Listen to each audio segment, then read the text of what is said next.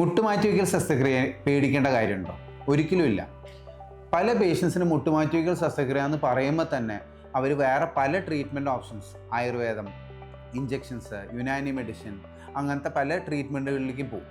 ഇത് പേടിക്കേണ്ട കാര്യം, പലരും പണ്ട് മുതൽക്ക് പറഞ്ഞ് ഓപ്പറേഷന് ശേഷം അവർ കിടന്നു പോകും, ഒരിക്കലും അവർക്ക് നടക്കാൻ പറ്റില്ല, സ്ഥിരമായി വേദന ഉണ്ടാവും എന്നുള്ള പഴയ കാര്യങ്ങളാണ്.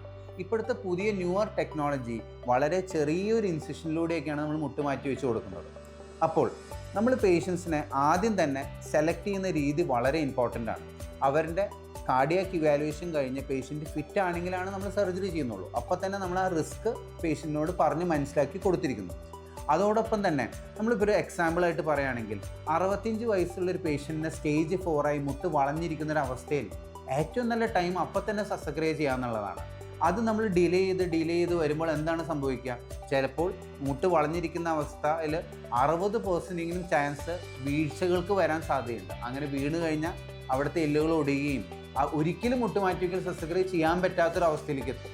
അതിനോടൊപ്പം തന്നെ പ്രായം കൂടും തോറുള്ള അവരുടെ അസുഖങ്ങൾ കൂടുകയും കാർഡിയാക് ഇവാലുവേഷനും ഒക്കെ പേഷ്യൻസിന് തന്നെ റിസ്ക്കായി മാറും. അതുകൊണ്ട് സ്റ്റേജ് 4 തന്നെ മുട്ട് തേയ്മാനം കൂടുതലായൊരവസ്ഥയിൽ തന്നെ നമുക്ക് സർജറി ചെയ്യുന്നതാണ് നല്ലത്.